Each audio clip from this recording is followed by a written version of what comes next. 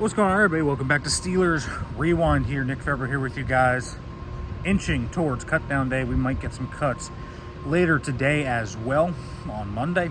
Steelers need to cut about, I believe it is 27. I think they have 80 guys still on the roster. So some cuts are coming, of course. But last practice here before the cut down day. The deadline is officially 4 o'clock tomorrow. So that is when we will know the initial 53. Just because the initial 53 is there does not mean it is the week 1 roster. However, waiver claims, trades, different things like that can change everything of the roster. So we'll see if there's any quirks in what the Steelers do. But let's talk about practice today. Really, the injury front is where I'm going to talk about.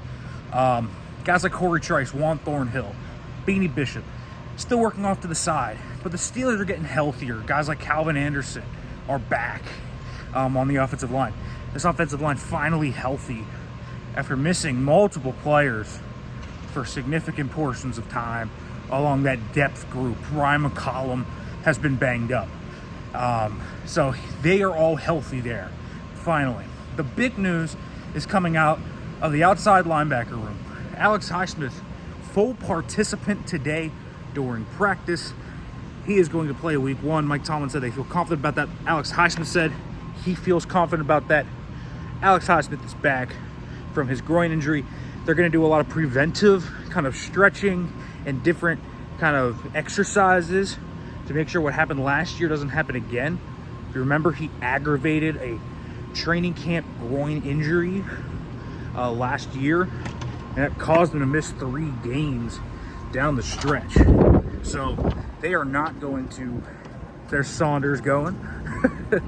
They are not going to push that with Highsmith. They are going to try and prevent that from happening again. Herbig is the one to worry about. Has a hamstring strain, and those are obviously notoriously tricky and kind of hard to navigate.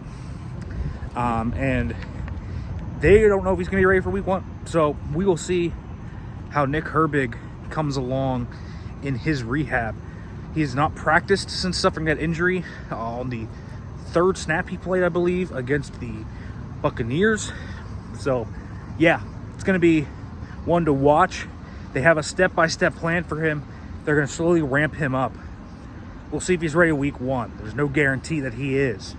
Keanu Benton, who I mentioned yesterday, had that upper body injury, has a big brace on his left elbow, but he is practicing, which, good news, maybe similar to the Y.A. Black injury from training camp, where he has now a big brace, but can play through it.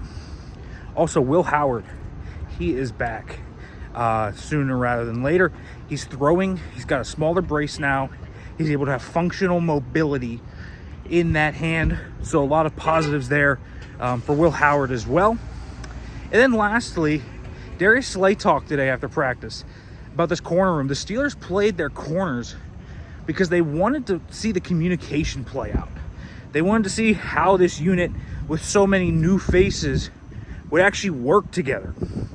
And that was the big key. Slay said he doesn't have an ego. Mike Tomlin did say, hey, I'm not going to kind of seek comfort in the fact that they played. I haven't really seen them play significant time in a game, and different things can happen when that happens. So that is going to be something to watch. But Slay says he has no ego. They kind of know Jalen Ramsey's the guy, and more importantly, JPJ is kind of this hungry guy that is willing to learn from them, but also wants to push them. So it feels like there's a really healthy kind of balance and friendship between those guys. All right, folks, make sure to like, comment, subscribe, turn on the notification bell for more. I will be back later today.